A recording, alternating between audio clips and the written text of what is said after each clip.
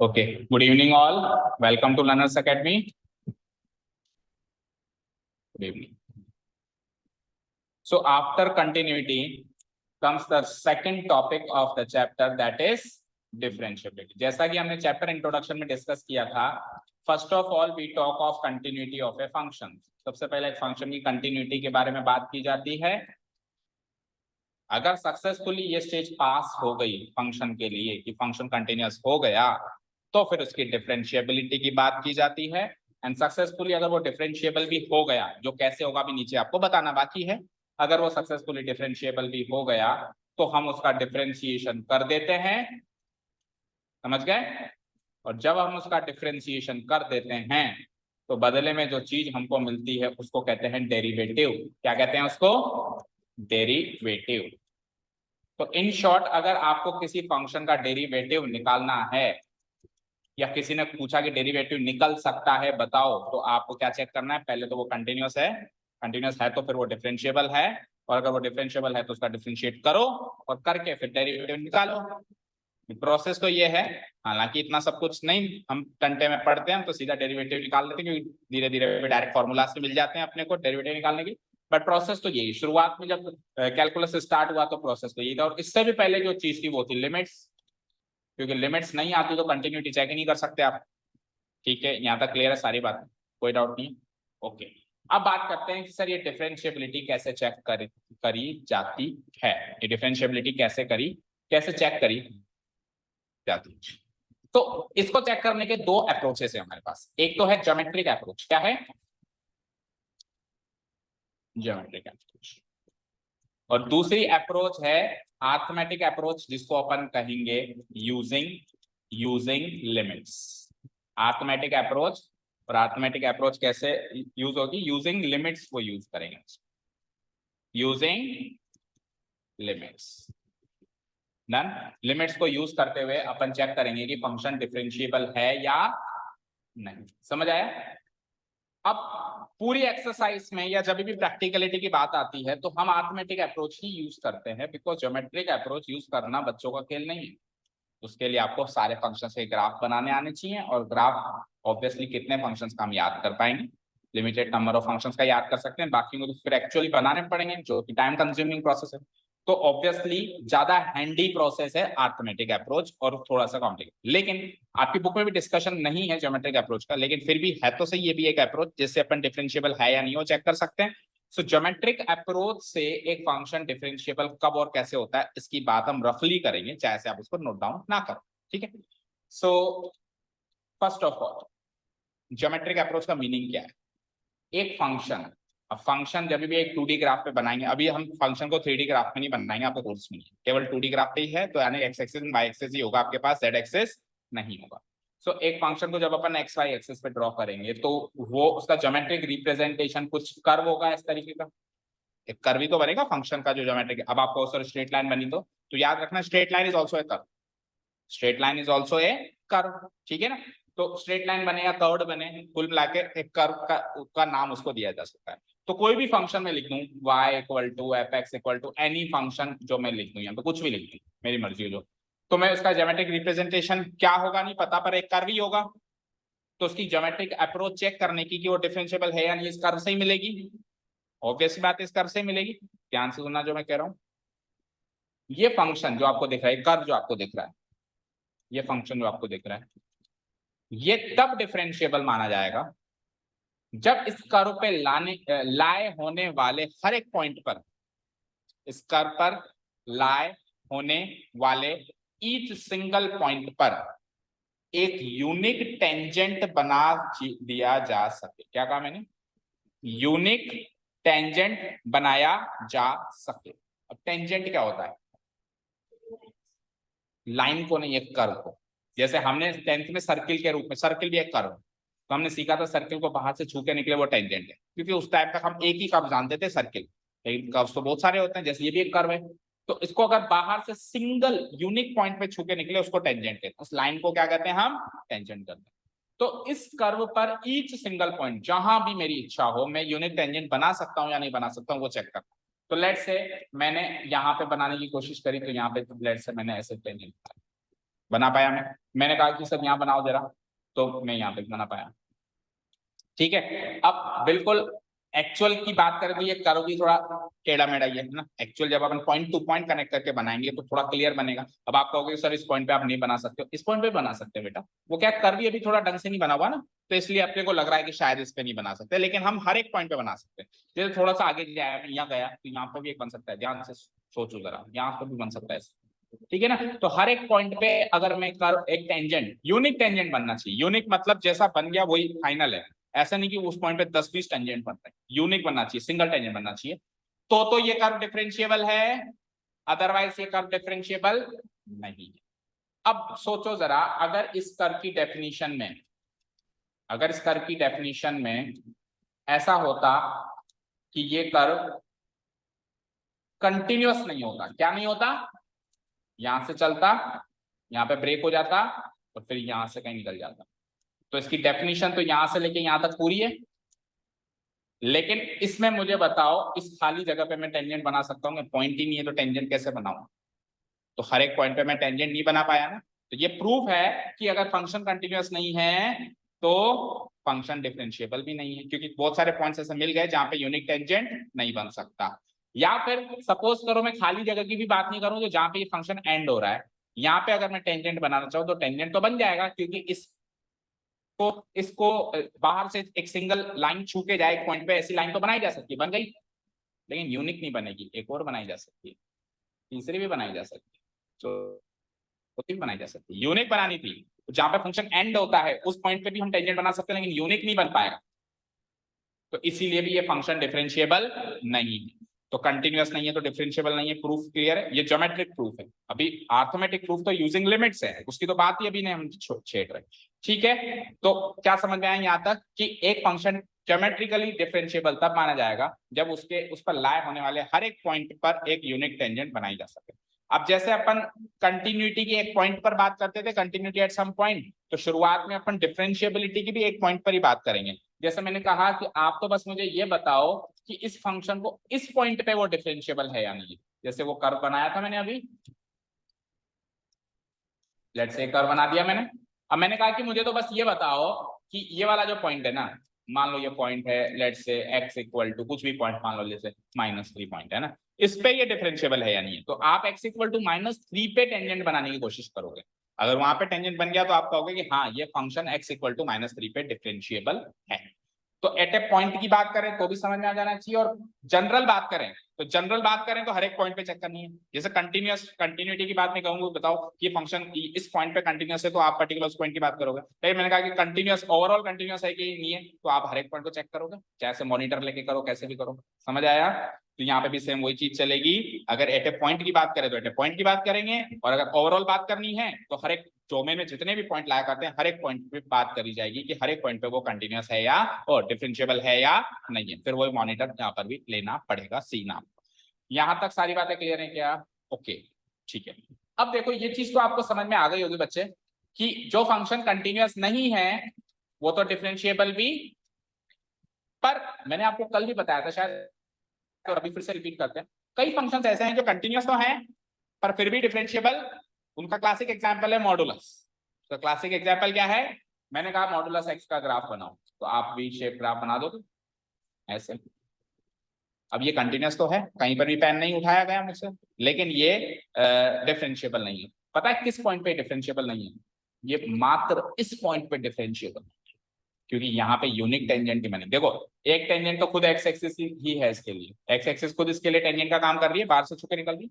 लेकिन इस पॉइंट पे बहुत सारी और टेंजेंट बनाई जा सकती है। लो ये कैसे बन गई, ये लो ये कैसे बन गई, इनफाइनाइट बनाई जा सकती है, कमी है क्या? तो इस पॉइंट पे एक लाइन नहीं बन पाई जो बाहर से छूके निकला, इनफाइनाइट बन, तो यूनिक टेंजेंट नहीं बनाई जा सकती।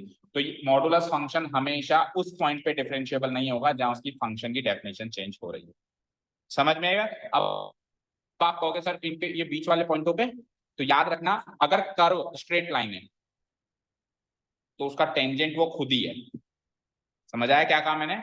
अगर कर्व कर्व नहीं है, स्ट्रेट लाइन है, तो उस स्ट्रेट लाइन का टेंजेंट वो खुद लाइन ही उसका टेंजेंट मानी जाएगी। तो अब मैं यहां से लेके यहां तक बात करूं तो एक स्ट्रेट लाइन है, तो ये खुद ही इसकी टेंजेंट है और ये यूनिक है। यूनिक टेंजेंट मिली ना इन सारे पॉइंट्स पे, इन सारे पॉइंट्स में मिली। यहां से लेकर मैं यहां तक बात करूं तो भी ये डिफरेंशिएबल है। क्यों? क्योंकि स्ट्रेट लाइन है, स्ट्रेट लाइन का टेंजेंट वो खुद ही है और हर एक पॉइंट पर है। बस एक पॉइंट पे ये डिफरेंशिएबल नहीं है, कहां? जहां ये घुमा, जहां इसकी फंक्शन की डेफिनेशन। तो ओवरऑल बात करें तो नहीं है ना डिफरेंशिएबल, ओवरऑल बात करें तो नहीं है। आपको मैंने बताया था मॉडुलस एक्स दो तरीके से टूटता है, एक एक्स और एक माइनस एक्स। तो यहां से लेके यहां तक तो इसकी definition y equal to x वाली है, और यहां से लेके यहां तक इसकी definition y equal to minus x वाली है। यस और नो? तो y इक्वल टू एक्स तो डिफरेंशिएबल है, y equal to minus x भी डिफरेंशिएबल है, लेकिन इन दोनों को कंबाइन करें तो y equal to modulus x बनता है, वो डिफरेंशिएबल नहीं है। समझ में आया? क्लियर है? ठीक है। सो डिफरेंशिएबिलिटी की ज्योमेट्रिक अप्रोच, हर एक पॉइंट पे यूनिक टेंजेंट बनाया जा सके तो फंक्शन डिफरेंशिएबल है, otherwise it is not differentiable. तो पहली जो स्टार्टिंग की डेफिनेशन हमने नोट्स में लिखनी है वो यही लिखनी है, किसकी? ज्योमेट्रिकल अप्रोच की। क्या डेफिनेशन है? करो, क्या डेफिनेशन है? ज्योमेट्रिक अप्रोच की डेफिनेशन देखो और फिर चलते हैं मैथमेटिक अप्रोच जो एक्चुअली अपने को क्वेश्चंस में करनी है। A function F x is a differentiable function. I double F का मतलब तो कई बार बता चुके, क्या? इसका मतलब होता है बोथ वे इंप्लीकेशन, यहां से यहां भी जा सकते हैं, यहां से यहां भी जा सकते हैं। If its curve is continuous, first of all continuous and then also smooth. अभी जो मैंने कर्व बनाया था वो स्मूथ नहीं था, वो शार्प था, उसको कहेंगे शार्प टर्न लिया है इसने। शार्प टर्न या स्टीप टर्न, स्टीप टर्न बोलते हैं। शार्प या स्टीप नहीं होना चाहिए, स्मूथ होना चाहिए सिर्फ। ठीक है, तो ज्योमेट्रिक अप्रोच से कोई भी फंक्शन डिफरेंशिएबल कब है? जब वो कंटिन्यूअस है और स्मूथ है। समझ आया? हाँ, डिफरेंशिएबल का मतलब है हर एक पॉइंट पे टेंजेंट बनाने योग्य कर्व। तो कंटिन्यूअस होगा तो हर एक पॉइंट पे बन सकता है, और स्मूथ होना चाहिए तभी हर एक पॉइंट पे बन सकता है। अगर शार्प टर्न ले रहा है कर्व ऐसे ऐसे तो वो जहां पे शार्प टर्न ले रहा है वहां पे नहीं बनाया जा सकता। तो एक भी पॉइंट पे नहीं बनाया जा सकता तो ओवरऑल नॉन डिफरेंशिएबल, क्योंकि डिफरेंशिएबल, ओवरऑल डिफरेंशिएबल के लिए बात तो होती है कि डोमेन में हर एक पॉइंट हो डिफरेंशिएबल। तो पानी खत्म हो गया है शायद, इसी बात पे गेट खोल दो और मोटर बंद करो, कोई भी एक जना चल जाओ। ओके, अब देखो जितना हमने अभी सीखा, जितना हमने अभी यहाँ पे सीखा उसके हिसाब से ग्राफ तैयार किया है हमने। y एक्सिस एक्सिस दिख रहा है आपको? मैंने एक पॉइंट लिया, मैं एक पॉइंट पे डिफरेंशिएबिलिटी की बात कर रहा हूँ केवल और केवल, क्योंकि अभी तक हमने क्या सीखा है? एक पॉइंट पे डिफरेंशिएबिलिटी की बात कैसे करें। आओ जल्दी आओ। हाँ, let's say this is the graph. ये ग्राफ दिख रहा है? थोड़ा बड़ा कर देता हूँ।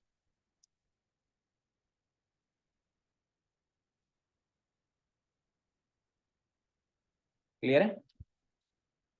Large enough?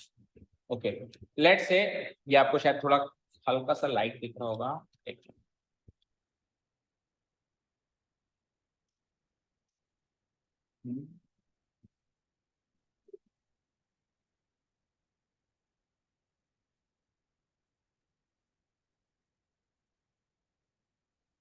अब डार्क दिख रहा है? ओके, अब देखिए। सो ये जो कर्व देख रहे हो आप, मैंने कहा ये जो कर्व है ज्योमेट्रिकली एक कर्व है, अर्थमेटिकली एक फंक्शन है। क्या? ज्योमेट्रिकली एक कर्व है, अर्थमेटिकली एक फंक्शन। फंक्शन का ज्योमेट्रिक रिप्रेजेंटेशन एक कर्व ही होता है। सो ये कर्व डिफरेंशिएबल है या नहीं है? तो आपका सवाल होगा किस पॉइंट पे बताऊं सर? तो मैंने कहा x बराबर a नामक एक पॉइंट, ए कुछ भी हो सकता है, 2 3 4 5 एनीथिंग। इस पे ये क्या है? डिफरेंशिएबल है या नहीं? तो इस पॉइंट पे मैंने एक टेंजेंट बनाने की कोशिश करी जो बन गई, बन गई। तो मैं कह दूंगा यस, x इक्वल टू ए पे ये डिफरेंशिएबल। ये ज्योमेट्रिक अप्रोच समझ में आई? तो अब चलते हैं फिर इसकी अर्थमेटिक अप्रोच पे। तो अर्थमेटिक अप्रोच बताना शुरू करें, सुनना चाहिए। मुझे एक चीज बताओ, x इक्वल टू ए है ये, है ना? है या नहीं है बताओ? और मान लो एक पॉइंट मैंने यहाँ पे मार्क किया हुआ है ए नाम का, एक पॉइंट मैंने यहाँ पे मार्क किया हुआ है बी। दिख रहा है आपको कहीं? कहाँ दिख रहा है? कि जहां पे यहाँ पे टकरा रहा है, दिस इज बी। ठीक है ना? ए और बी वैसे तो दूर दूर दिख रहे हैं, दूर दूर इसलिए बनाए गए हैं ताकि आपको समझ में आए, पर एक्चुअली ये बस एक्स के जस्ट बगल वाले नंबर हैं, जस्ट बगल वाले। एच जुड़ा है बस इसमें। क्या जुड़ा है? एच, एक स्मॉल सी क्वांटिटी। मान लो ये 3 है तो वो 3.00001 है अगला वाला पॉइंट, और पिछला वाला पॉइंट बस 0.01 माइनस कर दो 2.9999। ठीक है, तो हालांकि ये बिल्कुल नजदीकी नंबर है, बिल्कुल नजदीकी नंबर है, पर अभी अब बिल्कुल नजदीकी अगर मैं बनाता तो कुछ समझ आता है क्या, यहाँ बनाता स्कोर, यहाँ बनाता, कुछ समझ आता है क्या, कंजस्टेड हो जाता, इसलिए बनाया दूर है पर है ये बिल्कुल नजदीक। ठीक है, अब सुनिए, आपने ये सीखा है कि एक कर्व में बाहर से छूके निकलती है उसको टेंजेंट बोलते हैं, और अंदर से छूके निकले 2 पॉइंट्स पे काट के तो उसको क्या बोलते हैं, सीकेंट बोलते हैं। क्या बोलते हैं, सीकेंट। अब आप यहाँ पे देखो ध्यान से, तो ये ए पॉइंट से लेकर यहां तक जो मैंने बनाई, हालांकि बिल्कुल कंजस्टेड दिख रही है, लेकिन ये सीकेंट है। देखो यहाँ पे भी काट रही है, यहाँ पे भी काट रही है, यहाँ से लेकर यहाँ तक एक सीकेंट है या नहीं है। एंड दूसरी सीकेंट यहां से लेकर यहाँ तक दिख रही है, ये थोड़ी सी क्लियर दिख रही है फिर भी, यहाँ से लेकर यहाँ तक, तो ये दूसरी सीकेंट है। तो इसमें 2 सीकेंट बनाई गई है, बनाई गई है, अच्छा बनाई गई है। ये सीकेंट एक लाइन है, और लाइन का स्लोप निकालना आता है आपको, क्लास 11th में सीखा था। हर एक स्ट्रेट लाइन का एक स्लोप निकलता है, कैसे निकलता है, y2 minus y1 divided by x2 minus x1। अगर लाइन पर 2 पॉइंट्स गिवन है अपने को, तो उन दोनों पॉइंट्स के y कोऑर्डिनेट्स और x कोऑर्डिनेट्स के डिफरेंस का रेशियो क्या होता था, y2 minus y1 divided by x2 minus x1। समझ आया, यही इसका स्लोप होता था, यही होता था। अब सुनो ध्यान से, ये पॉइंट है x इक्वल टू a, तो इस पर जो फंक्शन की वैल्यू निकलेगी उसको f ऑफ a कह सकते हैं। जैसे मान लो फंक्शन होता है f x equal to x square मान लो, और मैं मान लो 2 पे निकालता वैल्यू, तो 2 का स्क्वायर करता, तो उसको मैं एफ ऑफ 2 कहता। अब फंक्शन की डेफिनेशन नहीं पता तो हाल फिलहाल एफ ऑफ ए लिख दिया, अब डेफिनेशन जो भी होगी उसमें ए को पुटअप करना पड़ेगा। सो इस पॉइंट पर x इक्वल टू ए पर जो फंक्शन की वैल्यू है वो एफ ऑफ ए है, या फिर यूं कहूं y कोऑर्डिनेट एफ ऑफ ए है और x कोऑर्डिनेट क्या है, a। तो इस पॉइंट के कोऑर्डिनेट्स, इस p पॉइंट के कोऑर्डिनेट्स क्या हो जाएंगे, a कॉमा एफ ऑफ ए हो जाएंगे। x कोऑर्डिनेट a और y कोऑर्डिनेट जो भी फंक्शन में वैल्यू पुटअप करूंगा आंसर आएगा वो, डन। अब जो पिछले वाले पॉइंट लिए मैंने a और b, इसकी बात करते हैं। तो मैंने क्या कहा, जो a और b पॉइंट है वो कुछ कुछ हल्का सा h जोड़ के मिला है। जैसे b पॉइंट का x कोऑर्डिनेट क्या होगा, ये होगा, तो इसमें ये इतनी h क्वांटिटी मैंने जोड़ दी, तो x तो थी सही और h और जुड़ गई, तो इसका x कोऑर्डिनेट क्या हो जाएगा, मतलब इस पॉइंट को मैं क्या कर सकता हूँ, x equal to a plus h कह सकता हूँ। तो a प्लस h इसका x कोऑर्डिनेट हो गया, और यहाँ पे जो फंक्शन की वैल्यू जो भी मिल रही है, हालांकि ड्रॉ नहीं की गई है, जो भी मुझे यहाँ पे एज इट इज वैल्यू मिल रही होगी वो क्या होगी, function of a plus h, f of a plus h, मतलब वो a प्लस h जो पॉइंट है उसको उसमें फंक्शन में डालूंगा। तो ये इसके x और y कोऑर्डिनेट्स हो गए, हो गए।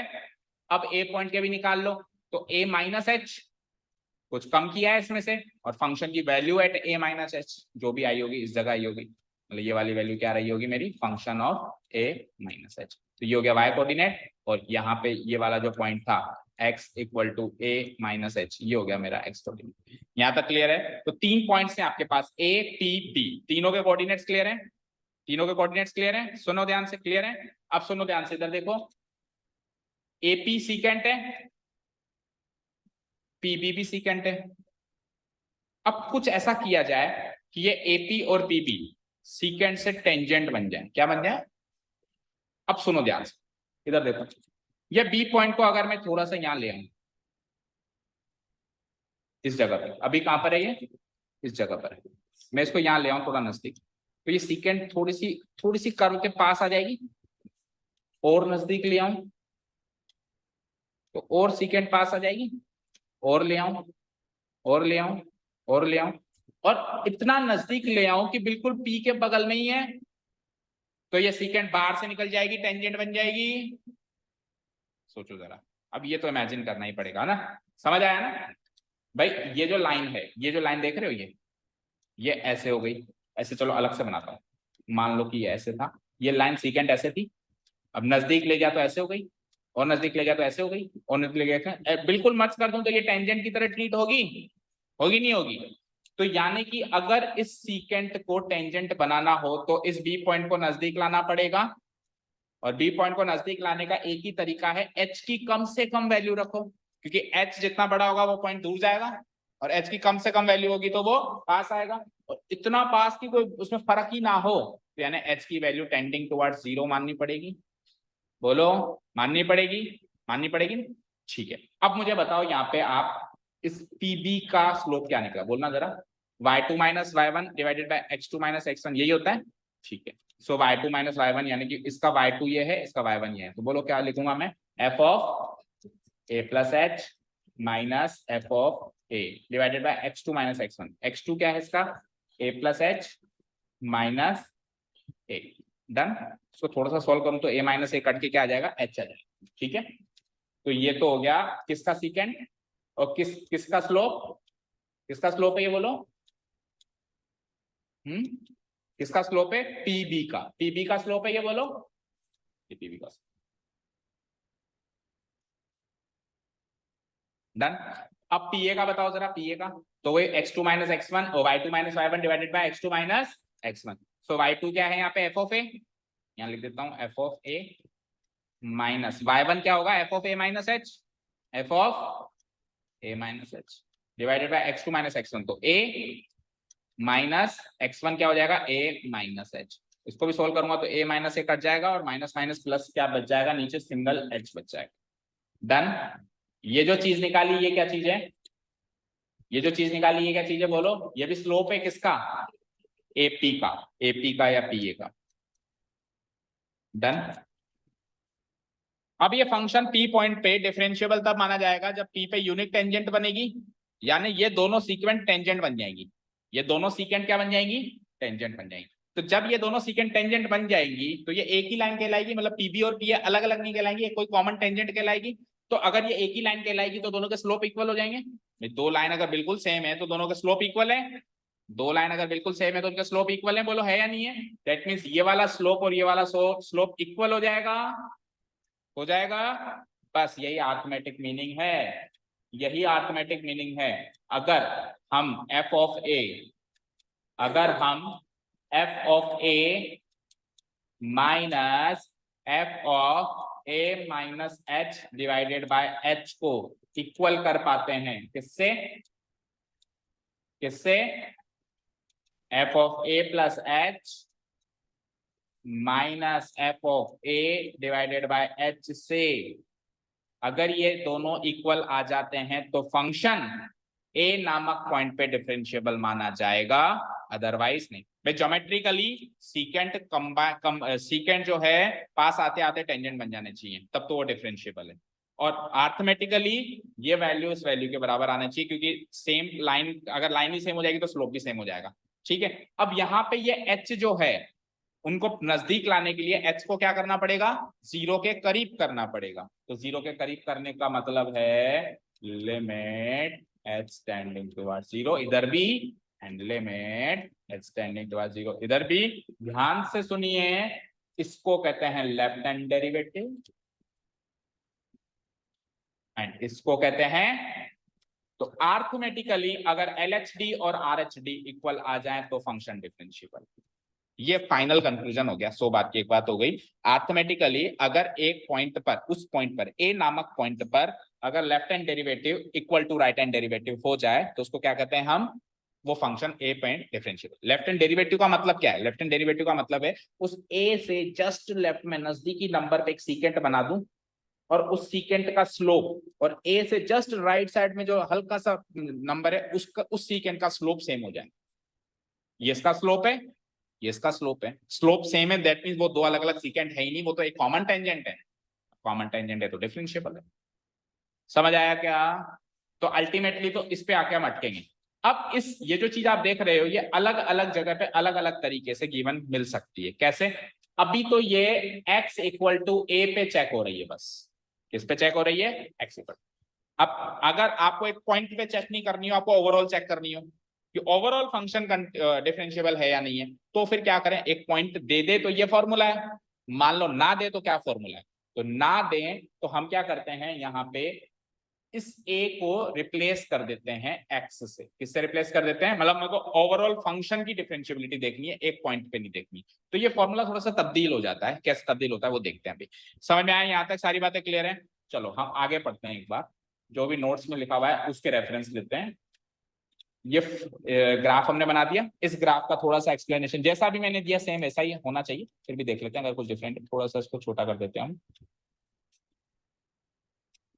समझ में आया ना बेटा, because no one is going to tell you all these things.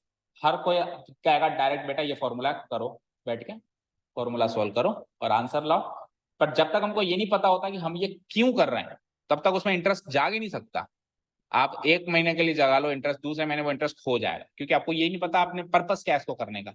ठीक है, सो देखो क्या लिखा मैंने, पहले पीबी का स्लोप निकाला, पीबी क्या था, आगे वाला पॉइंट मतलब बी आगे, तो कैसे निकाला, F of y2 minus y1 divided by x2 minus y1, solve किया तो यही किया मैंने अभी। फिर मैंने क्या करा, पिछले वाले सीकेंड का स्लोप निकाला, सीकेंड एपी का, वो इसमें y2 ये बना और y1 ये बना और x2 माइनस x1, इसको सॉल्व किया तो ये भी है डन। अब नीचे देखो एक्सप्लेनेशन क्या given, when we tend h towards 0, जैसे जैसे हम h को 0 के करीब लेके जाए, मतलब h बिल्कुल 0 के करीब का नंबर बन जाए, तो सीकेंट पीबी और सीकेंट एपी दोनों के दोनों एक टेंजेंट का रूप ले लेंगे पॉइंट ए पे। पॉइंट ए पे वो सीकेंट और वो ये सीकेंट और सीकेंट पास आते आते आते आते आते एक ऐसी लाइन बन जाएगी जो बाहर से निकल के जाएगी, अंदर उसकी एंट्री होगी नहीं। अगर h बड़ा है तो अंदर एंट्री होगी, अगर h बिल्कुल 0 के करीब है तो उसके अंदर एंट्री नहीं होगी, वो बाहर से एक टेंजेंट की तरह ही दिखाई देगी। तो यही एक्सप्लेनेशन मैंने आपको बताया, यही लिखा हुआ है, फिर से पढ़ो। When we tend h towards 0, जैसे जितनी हम h की 0 के नजदीक वैल्यू लेके जाएंगे उतना ही सीकेंड पीबी और सीकेंड एबी जो है टेंड करेंगे मतलब कुछ और बढ़ेंगे, किस और बढ़ेंगे, पॉइंट पी पर टेंजेंट बनने की ओर बढ़ेंगे, जैसे जैसे हम h को 0 की तरफ बढ़ाएंगे। समझ आया? ओके नाउ फिर क्या होगा सर, तो फिर जैसे ही वो सेम हो जाएंगे तो दोनों का स्लोप इक्वल हो जाएगा। ठीक है, दैट इज ये इसका स्लोप था, ये इसका स्लोप था, और h को 0 की तरफ टेंड करना है, तो इसकी एक्चुअल वैल्यू नहीं निकालनी है, इसकी लिमिटेबल वैल्यू निकालनी, क्योंकि h की एक्चुअल वैल्यू है ही नहीं ना हमारे पास। कोई केस में h क्या है, 2 है 3 है 4 है, पता ही नहीं h क्या है, h तो 0 के नजदीक का नंबर है। तो जिसमें किसी चीज की वैल्यू ही नहीं है तो उसकी एक्सैक्ट वैल्यू निकाल सकते हो नहीं, उसकी लिमिटेबल वैल्यू निकाल सकते हो। लिमिटेबल वैल्यू क्या होती है, एक्सपेक्टेड वैल्यू। टेंडिंग वैल्यू निकाल सकते हो ना, तो टेंडिंग वैल्यू कैसे निकालेंगे, h टेंडिंग टुवर्ड्स 0 रख के, इधर भी h टेंडिंग टुवर्ड्स 0 रख के, ये जो इधर लिखा है it is nothing but LHD, it is nothing but LHD left hand derivative, it is nothing but RHD right hand derivative. बोलो left hand derivative and right hand derivative का formula याद हुआ क्या? बट इतना सीरियस मत ले लेना कि ये हमारी फाइनल चीज है, ठीक है ना। अगर अब थोड़ी चीजें हल्की फुल्की चेंज होती जाएंगी। ये जो फॉर्मूला है left hand derivative right hand derivative, ये डिफरेंशिएबिलिटी चेक करने का फॉर्मूला है at x equal to a नामक पॉइंट पर। ओवरऑल फंक्शन की डिफरेंशिएबिलिटी चेक करने का ये तरीका नहीं है, इसी में थोड़ा सा तब्दील करेंगे वो तरीका बनाने के लिए। चले आगे, अब इतना समझ आया, याद हुआ क्या? बोलो लेफ्ट हैंड डेरिवेटिव का फॉर्मूला। आप ये देखो बड़ा कौन सा, बड़े में से छोटा निकालते हो, तो लेफ्ट हैंड डेरिवेटिव यानी पिछला वाला तो a माइनस एच होगा, अगला वाला a होगा, तो a बड़ा है ना, तो बड़े में से छोटा F of a minus F of a minus और डिवाइडेड बाय नीचे तो h आएगा, सॉल्यूशन करके मुझे पता है अंदर में पता है क्योंकि गैप तो h का ही है, ये a और ये h, तो डिफरेंस कितना है h का। ठीक है, राइट हैंड डेरिवेटिव का फॉर्मूला अब बड़ा a प्लस h, तो F of a plus h F of a divided by, समझ आया?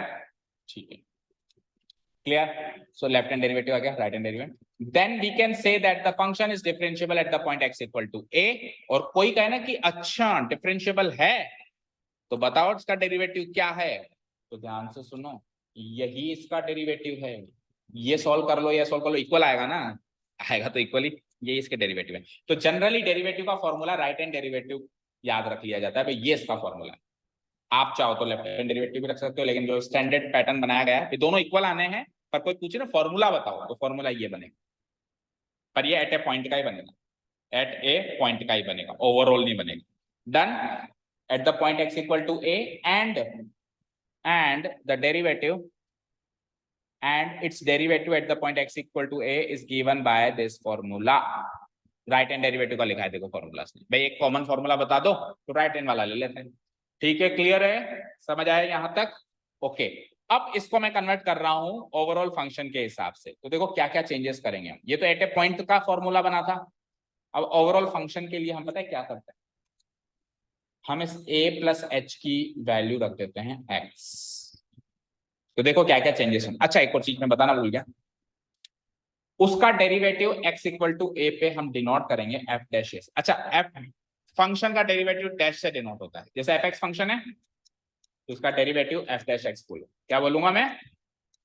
अब एट ए पॉइंट की बात हो रही है, पर्टिकुलर एक पॉइंट की बात हो रही है, तो जिस भी पॉइंट की बात हो रही है, जैसे ए की बात हो रही है तो उसको f डैश a कहते हैं। समझ आया क्या? समझ आया? मान लो बी पे बात हो तो f डैश b, मान लो 5 पे बात होता है f dash 5, 10 पे बात होता है f dash 10, और ओवरऑल फंक्शन की बात होता है f dash x। तो अभी तो एट ए पॉइंट की बात हो रही है ना, तो x इक्वल टू a पे क्या उसका नोटेशन क्या बनेगा, f dash a, फॉर्मूला बन जाएगा ये। और ओवरऑल फंक्शन, अच्छा इसी को कन्वर्ट कर सकते हो, देखो अच्छा इसी को कन्वर्ट किया नहीं, f dash x लिखना चाहिए यहाँ पे, ये कंफ्यूजन है थोड़ा सा यहाँ पे।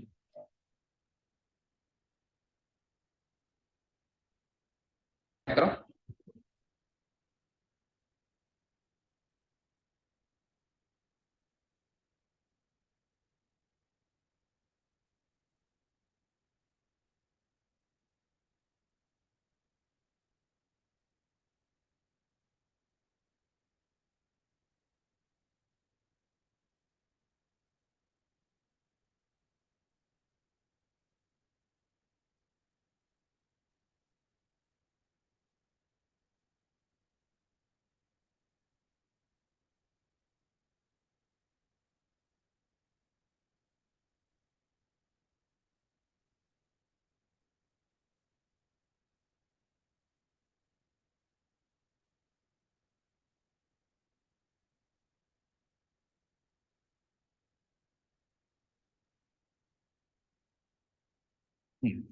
तो h की वैल्यू टेंडिंग टुवर्ड्स 0 है, तो h की वैल्यू x माइनस a है ना, तो x माइनस a की वैल्यू भी टेंडिंग टुवर्ड्स 0 होगी, तो मैं ऐसे लिख सकता, ऐसे तो नहीं लिख सकता हूँ, मैं ऐसे लिख सकता हूँ, देखो कैसे, देखो फिर से देखो, यहाँ तक तो क्लियर है ना।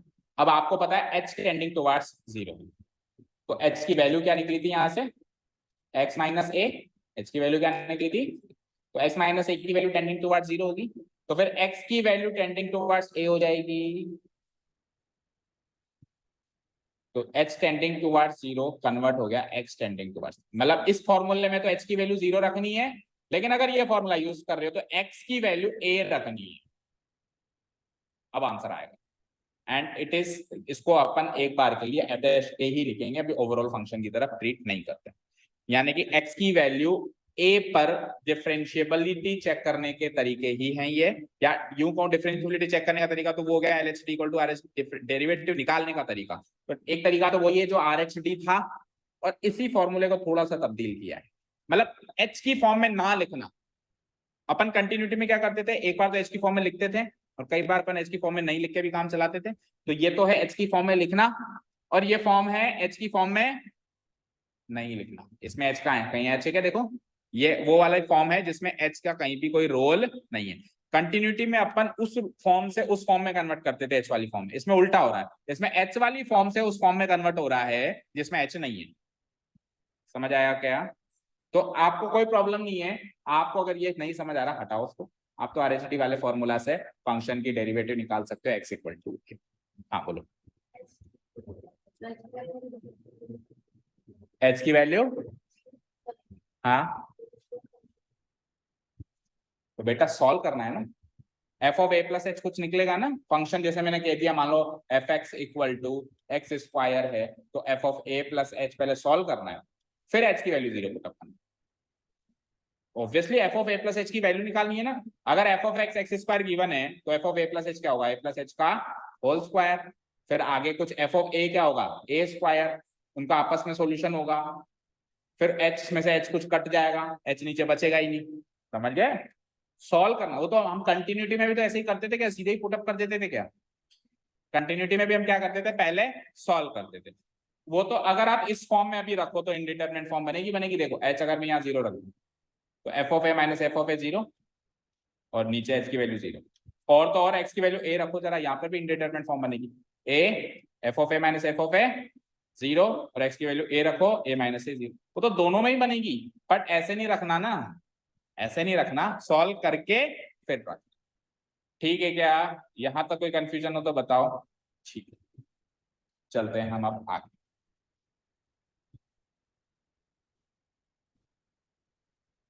अब देखते हैं डेरिवेटिव क्या चीज होती है, तो अभी तक हमने क्या सीखा कि एक फंक्शन का को जब डिफरेंशिएबल सिद्ध कर दिया जाता है तो उसका डिफरेंशिएशन किया जाता है, यानी वही left hand derivative right hand derivative निकालते हैं, और वहां से जो आंसर निकलता है उसको कहते हैं डेरिवेटिव, उसको क्या कहते हैं, डेरिवेटिव। तो डेरिवेटिव वो चीज है जो एक फंक्शन को डिफरेंशिएट करके मिलती है, अब वो फंक्शन का डेरिवेटिव भी हो सकता है और फंक्शन का डेरिवेटिव एट ए पॉइंट भी हो सकता है।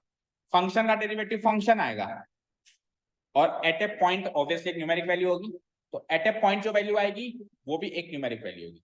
समझ आया क्या काम है भाई? अगर कोई कहे ना एफ डैश एक्स, तो एफ एक्स कैसा भी रहा हो, एफ एक्स पहले कैसा भी रहा हो, एफ डैश एक्स एक फंक्शन आएगा जो कि एक्स की फॉर्म में होगा, कुछ भी हो सकता है, मतलब फंक्शन का डेरिवेटिव फंक्शन ही आएगा। और अगर मैंने कहा एफ डैश 5 निकालो, तो अब आप न्यूमेरिक वैल्यू पे एक डेरिवेटिव निकालना चाह रहे हो, तो अब एक न्यूमेरिक वैल्यू आएगी। अगर पॉइंट पे निकालोगे तो न्यूमेरिक वैल्यू आएगी, और फंक्शन का डेरिवेटिव निकालोगे तो एक फंक्शन। ओके, समझ आई बात? ओके, चलिए, तो अब आप 6th चैप्टर में पढ़ोगे कि एक्चुअली डेरिवेटिव क्या होता है। अभी आपको बता देते हैं। देखो, डेरिवेटिव को दो नजरिए से देखा जाता है। किस नजरिए से देखा जाता है? दो नजरिए से। किसी y equal to f x नामक कर्व पर एक पॉइंट ले लो, उस पॉइंट पे टेंजेंट बनाओ, और उस टेंजेंट का स्लोप ही डेरिवेटिव होता है। अभी ये चीज हमने ऊपर भी प्रूव करी, हमने स्लोप ही तो निकाला उसका। अभी अपन ने RHD निकाला, क्या निकाला? स्लोप। LHD निकाला, क्या निकाला? स्लोप। पर यह है कि कॉमन टेंजेंट होना चाहिए था ना, इसलिए अपन ने दोनों को इक्वेट किया। भाई ये वाला सीकेंट और ये वाली सीकेंट कुल मिला के टेंजेंट बन गया, इसलिए अपन ने इक्वेट किया, क्योंकि टेंजेंट कॉमन होना चाहिए, इसलिए अपन ने इक्वेट किया। बट एक्चुअली जो फाइनली डेरिवेटिव हाथ में निकला वो स्लोप ही तो था। वो स्लोप ही था कि नहीं था? बताओ। x इक्वल टू ए पे जो टेंजेंट बनी उसका स्लोप था ही नहीं था। सो कोई कहे ना इन शॉर्ट डेरिवेटिव बताओ, तो बिल्कुल आप ज्योमेट्रिक मीनिंग तो ये बता ही सकते हो। आपके पास एक कर्व है ज्योमेट्रिक फॉर्म में, उस पे आपको किस पॉइंट पे डेरिवेटिव चाहिए वो पॉइंट बताओ पहले मुझे। किसी ने कहा x इक्वल टू ए पे पॉइंट बताओ और डेरिवेटिव बताओ, तो आप क्या कहोगे? x इक्वल टू ए पे तू टेंजेंट बना, और उस टेंजेंट का फिर क्या निकाल? स्लोप निकाल ले, वही डेरिवेटिव है। क्लियर है? समझ में आई बात? ठीक है। और एक और दूसरा डेफिनेशन भी है हमारे पास, वो अभी तक हमने उधर नहीं देखी थी, पर अब मैं ग्राफ में वापस उधर भी ये वाले डेफिनेशन में दिखाती हूँ। ये क्या कहता है कि एक फंक्शन है मेरे पास एफ एक्स, तो एफ एक्स में जो इनपुट मिलेगा वो एक्स मिलेगा, और जो आउटपुट होगा वो एफ एक्स होगा। तो ग्राफ के अंदर एक्स एक्सिस पे तो एक्स रहता है, और वाई एक्सिस पे एफ एक्स रहता है, उसका आंसर रहता है। तो ये फंक्शन बढ़ रहा है, घट रहा है, जैसे भी हो रहा है, बदल रहा है, तो ये किस रेट से बदल रहा है, उस रेट को डेरिवेटिव है। Rate of change of function, function की वैल्यू किस रेट से बदल रही है, फंक्शन की वैल्यू किस रेट से बदल रही है। फॉर एग्जाम्पल, मैंने x की वैल्यू 3 रखी, तो एफ एक्स की वैल्यू लेटर से आ गई, मान लेते हैं 9। ठीक है, कुछ भी फंक्शन रहा था, मुझे पता नहीं, चलो 10 ले लो, फिर 9 से तो आपको लगेगा शायद आपने स्क्वायर किया है। कुछ भी फंक्शन रहा था, मुझे नहीं पता क्या फंक्शन रहा था। जब x की वैल्यू 3 रखी थी ना, तो एफ एक्स की वैल्यू 10 आई थी, और जैसे ही मैंने x की वैल्यू 6 कर दी, तो फंक्शन की वैल्यू लेट से 20 आ गई। कोई पूछे इस फंक्शन की रेट ऑफ चेंज बताओ, तो रेट ऑफ चेंज क्या होगा भाई? वैल्यू में क्या चेंजेस है? 10 का। इनपुट में क्या चेंजेस है? 3 का। यही तो होगी रेट ऑफ चेंज भाई। एफ एक्स में जो चेंज है डिवाइड कर दो एक्स में जो चेंज है, यही तो होगी रेट ऑफ चेंज। तो इस रेट ऑफ, ये 10/3 ही इस फंक्शन का डेरिवेटिव है at x equal to 3। At x equal to 3 ये इसका डेरिवेटिव है, क्योंकि 3 को जैसे ही 6 करोगे तो 10/20 हो जाएगा। समझ आया? क्लियर है? ठीक है ना। जैसे सपोज करो मैंने कहा आप गाड़ी चला रहे हो, अगर रेट ऑफ चेंज की एक्सरसाइज किया ना, पहली एक्सरसाइज 6 चैप्टर में, ये एप्लीकेशन ऑफ डेरिवेटिव चल रहा है एक तरीके से। मान लो ये डेरिवेटिव का पहला एप्लीकेशन जो आपका ओमिट हो गया, स्लोप ऑफ टेंजेंट, और ये दूसरा एप्लीकेशन। ठीक है, सपोज करो आप गाड़ी चला रहे हो, अभी आपने स्पीड पकड़ी 30 किलोमीटर प्रति घंटा। उसके बाद फिर आपको पता चला कि यार मैं तो लेट हो रही हूँ, तो आपने स्पीड बढ़ाई, तो बढ़ा के आपने कर दी 35, फिर 35 से आपने कर दी मान लो 50। तो आप आपकी स्पीड जो बढ़ा रहे हो वो किस स्पीड से बढ़ा रहे हो? स्पीड तो बढ़ रही है आपकी, बट किस रेट से बढ़ रही है? तो आप क्या करोगे? 30 से 35 हुई, 5 का गैप रहा, डिवाइडेड बाय किस टाइम इंटरवल में? किस टाइम इंटरवल में? 2 मिनट में, 3 मिनट में। 2 मिनट पहले ये स्पीड थी, 2 मिनट बाद ये स्पीड थी, तो टाइम इंटरवल कितना था? 2 का। तो आप क्या करोगे? 35 माइनस 30 5 डिवाइडेड बाय किस टाइम इंटरवल में? 2 मिनट 3 मिनट। इतने किलोमीटर पर मिनट की स्पीड से आप अपनी स्पीड बढ़ा रहे हो। स्पीड बढ़ाने की भी स्पीड पूछ रहा है वो, समझ गए ना? रेट ऑफ चेंज, चेंज तो हो रहा है बट किस रेट से चेंज हो रहा है, इसी को डेरिवेटिव कहते हैं, इसी को डेरिवेटिव कहते हैं। अब आप कहोगे कि सर ये वाला तो डेफिनेशन अलजेब्रिक उसमें ग्राफिकली प्रूव हो रही है, ये वाली डेफिनेशन तो प्रूफ हो रही है कि हमने जो स्लोप निकाला था एक्चुअली वही डेरिवेटिव निकला था, अभी मैंने स्लोप निकाल के बताया, पर ये वाली डेफिनेशन शायद आपको अभी ऐसा लग रहा होगा कि प्रूफ नहीं हो रही है, तो इसका प्रूफ देख लो भाई, ये वाकई में डेरिवेटिव होता है या नहीं होता है। तो मैं ग्राफ बना रहा हूं, इसके नीचे देखो, ये सब आपको एज इट इज नोट्स में नोट डाउन करना है, आपको बताने की जरूरत है नहीं। ये ग्राफ दिख रहा है बच्चे, देखो एक पॉइंट है x, उसमें थोड़ी सी क्वांटिटी जोड़ दी x प्लस एच, x पे वैल्यू थी f ऑफ x और x प्लस एच पे जो वैल्यू है वो है x प्लस एच, कोई डाउट नहीं है ना यहाँ तक। तो अब मैंने कहा ये फंक्शन किस रेट से बढ़ा, तो आप देखोगे फंक्शन की वैल्यू में ये गैप है और फंक्शन के इनपुट में ये गैप है, यही तो करोगे। तो जो वैल्यू में गैप है डिवाइड करोगे इनपुट में गैप से, तो वैल्यू में गैप क्या होगा, f of x plus H minus क्या गैप है f of x divided by inputs में क्या गैप है, बड़ा कौन सा x plus H minus x, जो कि x माइनस एक्स कट के क्या हो जाएगा h। आप ध्यान से देखो यही तो फॉर्मूला बना था अभी भी पहले भी, तो अभी मैंने रेट ऑफ चेंज की अप्रोच से निकाला तो भी वही फॉर्मूला बन रहा है, और पहले मैंने स्लोप ऑफ टेंजेंट के अप्रोच से निकाला y2 minus y1 divided x2 में, तो भी वही फॉर्मूला बना। तो मैं कह सकता हूँ ना डेरिवेटिव की दो डेफिनेशंस हो गई अलग अलग सर्कमस्टेंसेस में। मान लो रेट ऑफ चेंज का कॉन्सेप्ट चल रहा है तो rate of change he derivative होता है, और मान लो टेंजेंट्स एंड सीकेंस का टॉपिक चल रहा है तो एक कर्व पे एक पॉइंट पे जो टेंजेंट बनती है उसका स्लोप ही डेरिवेटिव होता है। तो डेरिवेटिव की दो डेफिनेशन समझ में आ गई, बोलो क्या होता है derivative, slope of tangent at a particular point x equal to a, उस x इक्वल टू a पे उसका डेरिवेटिव माना जाएगा। Second, rate of change of fx with respect to x, with respect to x, and obviously यहाँ पे मैं ज्यादा दूर नहीं जाके देखूंगा, ऐसा नहीं कि सपोज करो आपकी निवाई में तो स्पीड थी 30 और आप जयपुर में जाके चेक कर रहे हो वहां है 100, तो इतना लंबा टाइम इंटरवल से अगर आप डिवाइड करोगे तो एग्जैक्ट रेट ऑफ चेंज नहीं मिलेगी, उसको रेट ऑफ चेंज बोल ही नहीं सकते। जस्ट एक मिनट बाद h बहुत ही छोटा लेना है, ऐसा नहीं 10-20 किलोमीटर बाद लेना है, तो वो एक्चुअल रेट ऑफ चेंज नहीं है। रेट ऑफ चेंज निकालने के लिए तो बिल्कुल एक पल के बाद क्या स्पीड थी, समझ में आया, एक पल के बाद क्या स्पीड थी वो देखनी पड़ेगी। सो ऑब्वियसली h यहाँ पे स्लाइटली स्मॉल नंबर लेना है नियर टू जीरो, पर अब मैं बिल्कुल नियर टू जीरो बनाता तो समझ नहीं आता, इसलिए मैंने थोड़ा सा गैप किया। ठीक है, कुल मिला के ये डिस्टेंस डिवाइडेड बाय ये डिस्टेंस ही डेरिवेटिव है, rate of change of fx with respect to x। समझ आ रहा है, rate of change of fx with respect to change in x, यही डेरिवेटिव है। इस बात को जल्दी से जल्दी डाइजेस्ट करो, फिर चैप्टर में इंटरेस्ट पड़ेगा। क्या है derivative, rate of change of f function with respect to its domain, with respect to change in its domain, उसकी रेंज में क्या चेंज आ रहा है, मतलब आंसर में क्या चेंज आ रहा है, डिवाइडेड बाय उसकी डोमेन में क्या चेंज आ रहा है, यही डेरिवेटिव। एंड अनदर वन, एक फंक्शन पे किसी एक पॉइंट पे जो टेंजेंट बनती है उस टेंजेंट का स्लोप ही डेरिवेटिव उस पॉइंट पे है। ठीक है, डन डनाडन, ओके चलो।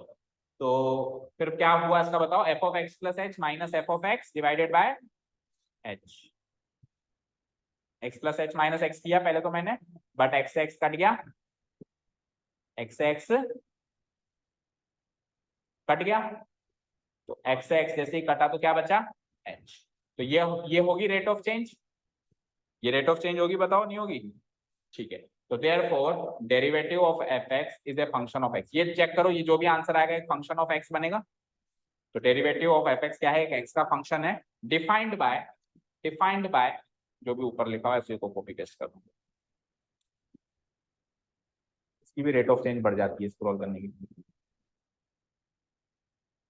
ठीक है, तो ये हो गई डेरिवेटिव की दूसरी definition, the derivative of f x is a function of x. F x की डेरिवेटिव पूछ रहा हूं मैं फंक्शन के डेफिनेशन डेरिवेटिव पे आ चुका हूं, अब मैं एट ए पॉइंट की बात नहीं कर रहा हूं। जब अपन टेंजेंट और स्लोप वाली बात करेंगे तो वहां पे particularly define eight a point हो रहा है, क्योंकि एक पॉइंट पे टेंजेंट बना रहे हैं। लेकिन जब मैं रेट ऑफ चेंज की बात कर रहा हूं तो ओवरऑल फंक्शन के डेरिवेटिव की डेफिनेशन मुझे उस डेफिनेशन से मिल रही है। ठीक है, रेट ऑफ चेंज वाली डेफिनेशन से मिल रही है। ठीक है, बोलो सृष्टि कोई doubt. Okay, so the derivative of f x is a function of x defined by this formula. ये तो है rate of change of range, F of x plus H में से एफ ऑफ एक्स घटाओ, और नीचे क्या है डोमेन में तो ऑब्वियसली एच का ही डिफरेंस है, एच ही तो बढ़ाया आपने, x plus H minus x करेंगे तो एक्स एक्स करके क्या बच जाएगा, जहां पे एच एक बहुत ही छोटी क्वांटिटी है जीरो के नजदीक, ठीक है। और आगे चल के आप सीखोगे ये जो चीज है ना, ये होता है derivative of function F x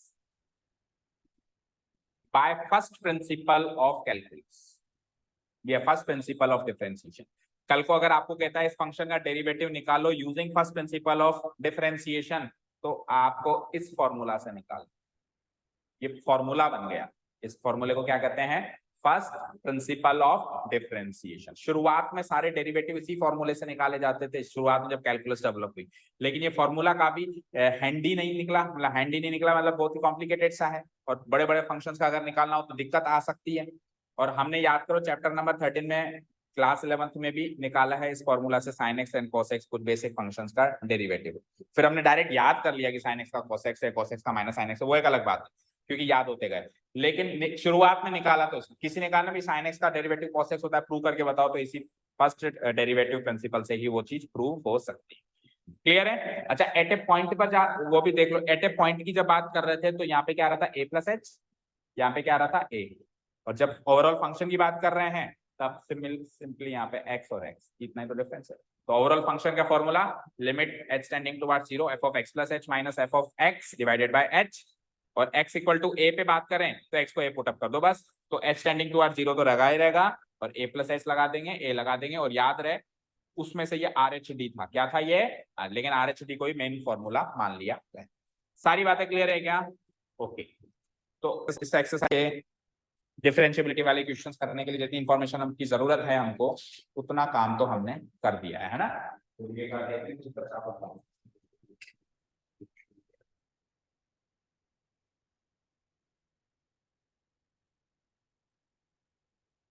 ये ऑन हो जाए,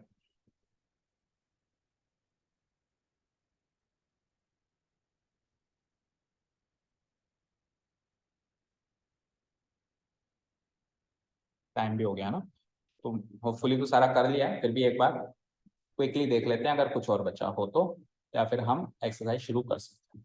ओके, हाँ जी सुनो, अब देखो क्या कहेगा, कोई इंटरवल दे देगा, क्या देगा, कोई इंटरवल दे देगा कि इस इंटरवल पे आप बताओ कि फंक्शन का डेरिवेटिव क्या होगा, उस इंटरवल में एक पॉइंट है सी, यानी कि देखो सबसे पहले तो अपन ने डिफरेंशिएबिलिटी एट ए पॉइंट की बात करी, फिर अपन घूमते फिरते आप पहुंचे फंक्शन की ओवरऑल डेरिवेटिव की, एट ए पॉइंट नहीं ओवरऑल, अब वापस ओवरऑल डेरिवेटिव से एक पॉइंट पे लेके जा रहा है वो। तो शुरुआत में जब हमने शुरू किया था तो वो पॉइंट हमने ए माना था, लेकिन अब वो पॉइंट क्या मान रहा है, सी। क्यों? क्योंकि ये कहता है कि एक फंक्शन की एक डोमेन भी होती है भाई, उसको मत भूलो। तो मान लो वो डोमेन है ए से लेके बी तक, तो आप ए से लेके बी तक डोमेन मान ली, तो आप पॉइंट को ए कैसे मानोगे, है ना, तो इसलिए पॉइंट का इंट्रोडक्शन हो गया सी। ठीक है ना, अलग अलग सिचुएशंस की बात कर रहा है कि मान लो आपको क्वेश्चन दे दे कि ये फंक्शन की डोमेन है और इसमें इस पॉइंट पर डेरिवेटिव निकालो, तो कुछ भी नहीं है बेटा, हमने अभी क्या लिखा था, अभी फंक्शन के डेरिवेटिव की डेफिनेशन क्या लिखी थी बताओ, लिमिट बोलो एक बार, h टेंडिंग, ये वाली तो लिखी थी, बस इसमें x था, बस इसमें क्या था x। तो अभी अभी मैंने आपको समझाया शायद अभी अभी जस्ट पहले कि जब पॉइंट की बात करें तो x की जगह a रख देना, तो अब पॉइंट c है तो c रख दिया उसने, चेक करो कुछ डिफरेंस है क्या, फॉर्मूला वही है, क्या है बिना देखे बोलो, limitable value h tending towards 0, function की डेरिवेटिव का फॉर्मूला बोलो f of x plus h minus f of x divided by h, और x इक्वल टू a पे बोलूं तो f of a plus h minus f of a divided, और x equal to c पे बोलूं तो f of c plus h minus f of c divided bye, तो ये c पे कर रहा है, c पे कर रहा है तो ये फॉर्मूला बन गया। ठीक है, एट ए पॉइंट चालू किया, ओवरऑल पे आए, अब ओवरऑल से वापस वो सी पे आ चुके हैं।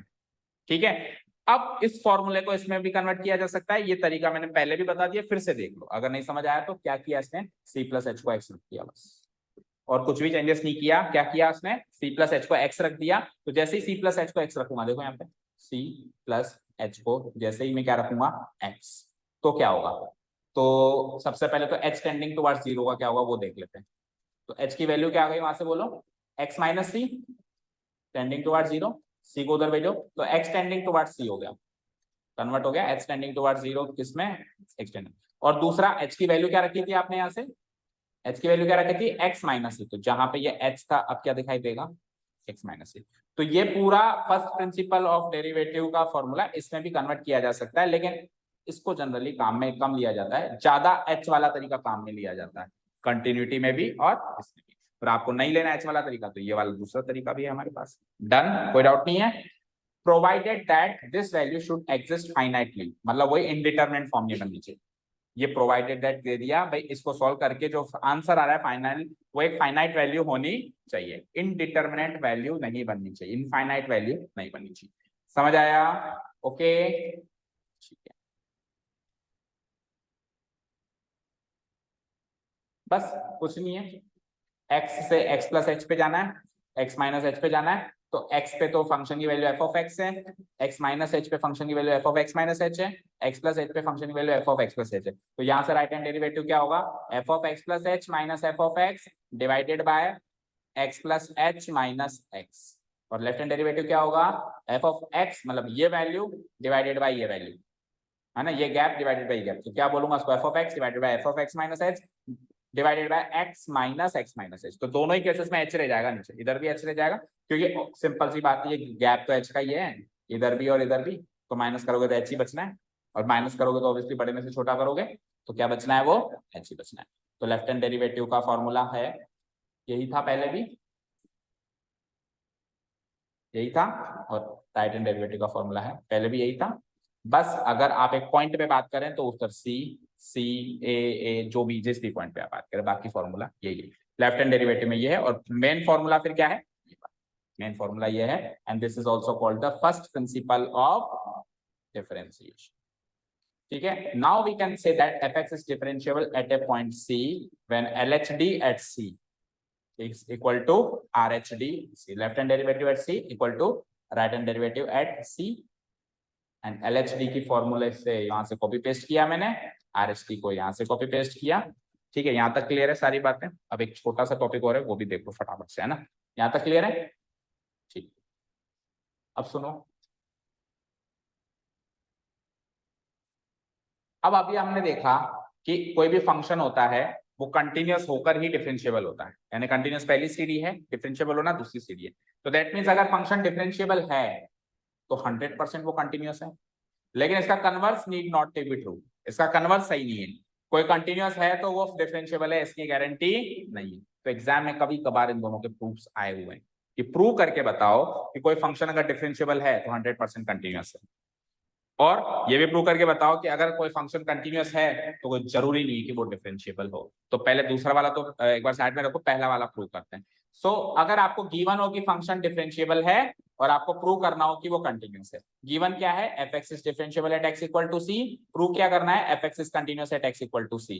अगर differentiable at x equal to c है तो उससे हम मैथमेटिकली ये बात लिख सकते हैं, और इसको हम f डैश c लिख सकते हैं, और ये एग्जिस्ट करता है, मतलब ये फाइनाइट वैल्यू में मौजूद है। यही तो होता है right hand derivative, left hand derivative. ठीक है, चलो, तो हम इस बात को गिवन पॉइंट ले सकते हैं, हम इस बात को गिवन पॉइंट ले सकते हैं। अब यहाँ पे h इंट्रोड्यूस नहीं किया, प्रूफ में हम h इंट्रोड्यूस नहीं कर, जब हमको सॉल्व करना होगा तो अपन h टेंडिंग टुवर्ड्स 0 में इसको कन्वर्ट कर देंगे, नहीं तो जो इधर लेफ्ट साइड वाला फॉर्मूला था विदाउट h वाला, उस वाले फॉर्मूले को लिया, क्योंकि इधर कोई वैल्यू नहीं है मेरे पास, है ना।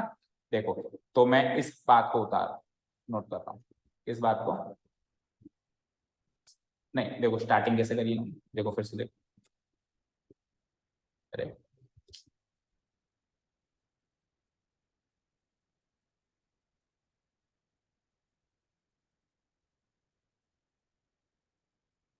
देखो, किसी भी फंक्शन एफ को ऐसे लिख सकते हैं, एफ ऑफ सी जोड़ दिया और एफ ऑफ सी घटा दिया, एक चीज जोड़ के घटाने कोई फर्क नहीं पड़ता, लिख सकते हैं, लिख सकते हैं। अब इसके नीचे अगर मैं x माइनस सी से मल्टीप्लाई करा दूं तो फिर डिवाइड भी कराना पड़ेगा x माइनस सी से। मैं क्या करना चाह रहा हूं, मैं वो वाली शक्ल बनाना चाह रहा हूं जो मुझे गिवन पॉइंट में गिवन है। मुझे गिवन पॉइंट में क्या गिवन है, ये चीज गिवन है कि limitable value x tending towards c f of x minus f of c divided by x minus c equal to f dash c होता है, और ये एग्जिस्ट करेगा, ये गिवन पॉइंट में मुझे गिवन है, ये बात मुझे गिवन पॉइंट में गिवन है। ठीक है, ये गिवन है। तो मैं क्या करना चाह रहा हूँ, उसकी ये वाली फॉर्म बनाना चाह रहा हूँ, बनाऊं। तो मैंने क्या लिया, कोई भी फंक्शन ले लिया, f ऑफ x ले लिया, अब एफ ऑफ एक्स को मैंने जबरदस्ती लिख दिया कि एफ ऑफ एक्स में आप क्या करो, माइनस लाना है ना, तो माइनस कर दो, लेकिन माइनस करोगे तो फिर प्लस भी करना पड़ेगा, अपने घर का राज थोड़ी ना कि माइनस करके छोड़ दिया, तो प्लस भी कर दिया मैंने। कोई डाउट यहाँ तक? अब इसके नीचे क्या है, देखो ये इतना तो बन गया, अब इसके नीचे क्या बनाना है, तो अगर आप मल्टीप्लाई कराओगे तो आपके घर का राज थोड़ी ना, डिवाइड भी कराना पड़ेगा। ठीक है, तो कैसे लिखेंगे हम इसको, F of X minus F of C divided by X minus C से डिवाइड कराया तो मल्टीप्लाई भी करा दूंगा मैं एक्स माइनस सी से, ब्रैकेट भी लगा दो चलो। ठीक है, और प्लस एफ ऑफ सी तो रहेगा ही रहेगा।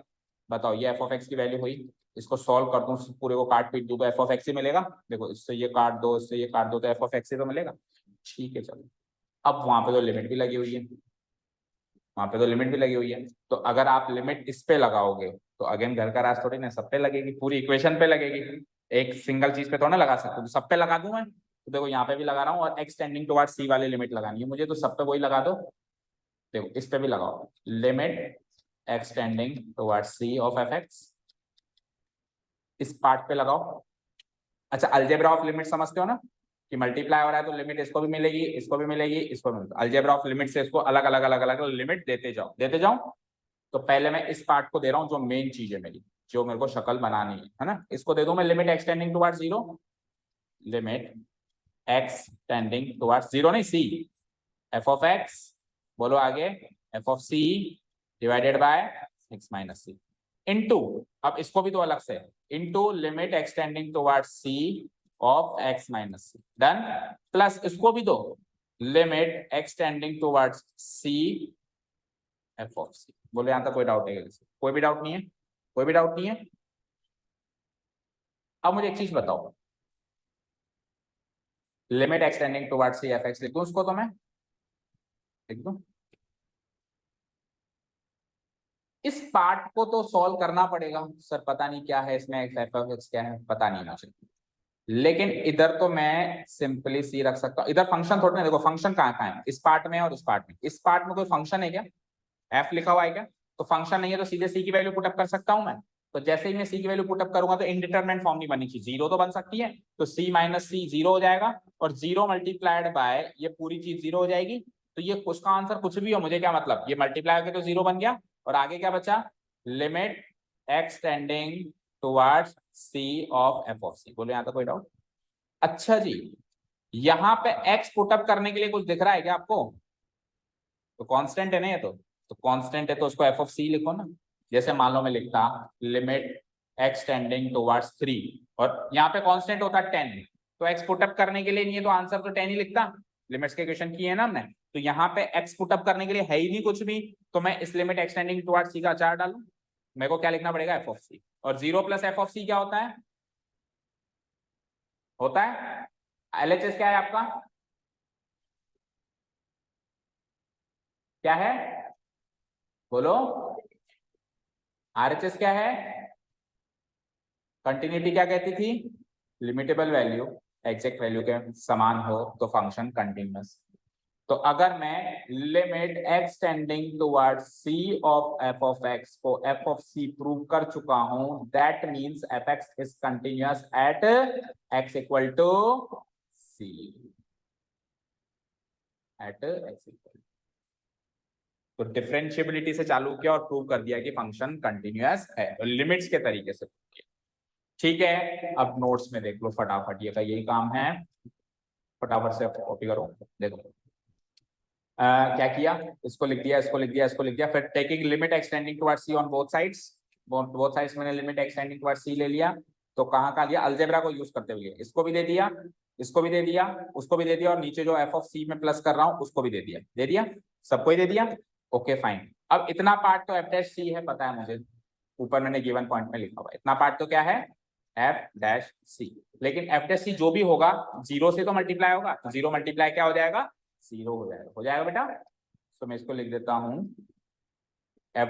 ये एलएचएस पार्ट में नो चेंज, इसकी वैल्यू मैंने डाल दी एफ एस सी, इसकी पार्ट मैंने डाल दी जीरो, और इसकी वैल्यू मैंने कांस्टेंट वैल्यू है तो एफ ऑफ सी डाल दी, क्योंकि एक्स पुट अप करने के लिए यहाँ पे है नहीं, तो ओवरऑल एफ ऑफ सी बन गया, वो बन गया so limit extending towards C of F of X equal to F of C आ गया है। और ये तो हमने पिछली एक एक्सरसाइज सॉल्व कर दी, इस पे तो पूरी की पूरी we can say that F x is continuous at x equal to सी।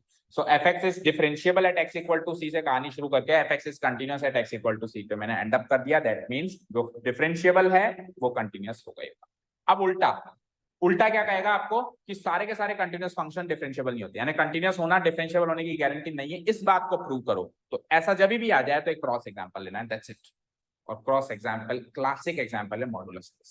हालांकि और भी है, और कौन कौन से हैं जिनकी दो डेफिनेशंस, तीन डेफिनेशंस है, दो डेफिनेशंस हैं। तो वो कंटिन्यूअस, दो डेफिनेशन होने के बाद भी फंक्शंस कंटिन्यूअस थे, पिछली एक्सरसाइज में देखे थे हमने। जिनकी दो तीन डेफिनेशन है तो वो डिसकंटिन्यूअस है ऐसा थोड़ा ना हुआ था, कुछ डिसकंटिन्यूअस भी निकले थे, कुछ कंटिन्यूअस भी निकले। तो ऐसे फंक्शंस भी हैं जिनकी दो डेफिनेशन है, तीन डेफिनेशन है, वो कंटिन्यूअस हो सकते हैं, डिफरेंशिएबल नहीं हो सकते हैं। लेकिन मुश्किल एग्जांपल क्यों चूज करना, क्लासिक एग्जांपल क्या है, मॉडुलस एक्स। तो मॉडुलस एक्स को हम प्रूव करेंगे कि वो कंटिन्यूअस तो है पर वो डिफरेंशिएबल नहीं है।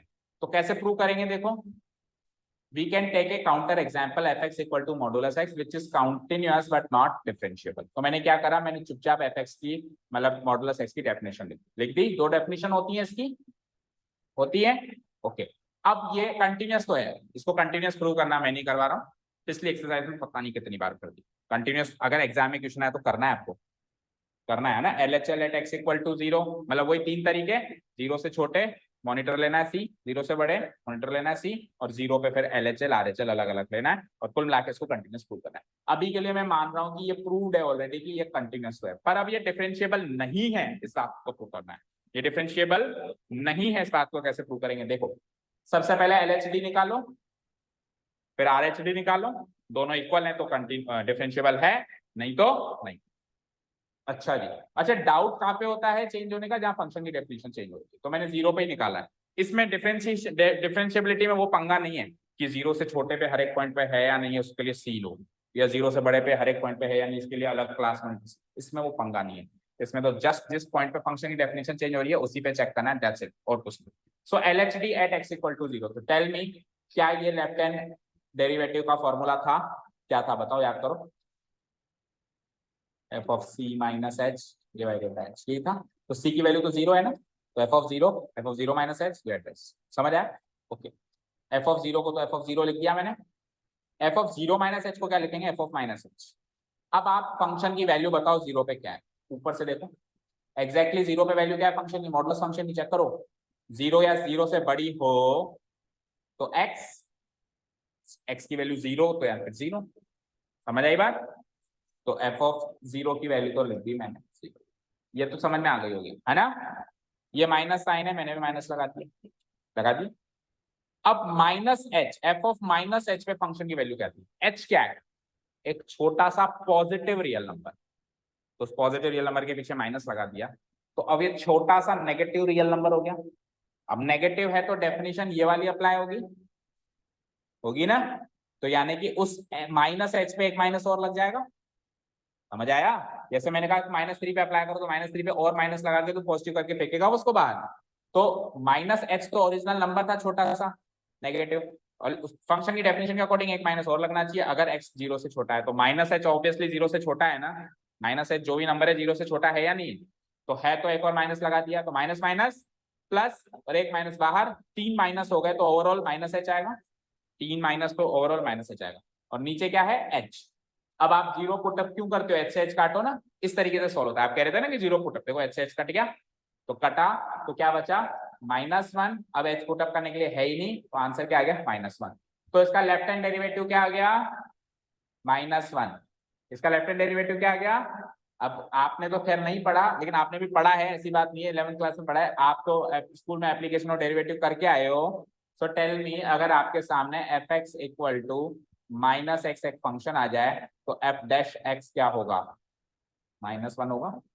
अभी फर्स्ट प्रिंसिपल से भी -1 निकला, और डायरेक्ट फॉर्मूला से अप्लाई करते हैं तो भी -1 निकलता है।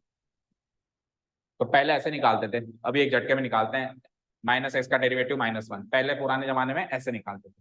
ये पुराने जमाने की कथा चल रही है एक तरीके से, ठीक है ना। एक इस एक्सरसाइज में चलेगी, बस सेकंड में, थर्ड एक्सरसाइज से फिर इस पुराने जमाने के क्वेश्चंस को भूल जाएंगे।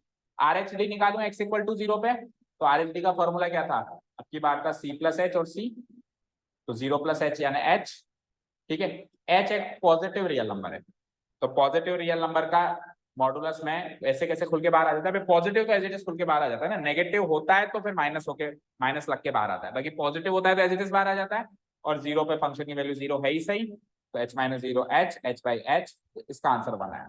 तो f x equal to x का डेरिवेटिव वन ही तो होता है, अभी भी वन ही है, और f x equal to minus x का डेरिवेटिव माइनस वन होता है। तो कुल मिला के एलएचडी और आरएचडी सेम नहीं आया ना, नहीं आया ना, कॉमन टेंजेंट नहीं बनेगी। क्यों? क्योंकि अगर आप इधर से देखोगे तो ऐसी टेंजेंट बनेगी जिसका स्लोप वन है, और इधर से देखोगे तो ऐसी टेंजेंट बनेगी जिसका स्लोप, मैंने क्या कहा था, स्ट्रेट लाइन की टेंजेंट वो खुद होती है।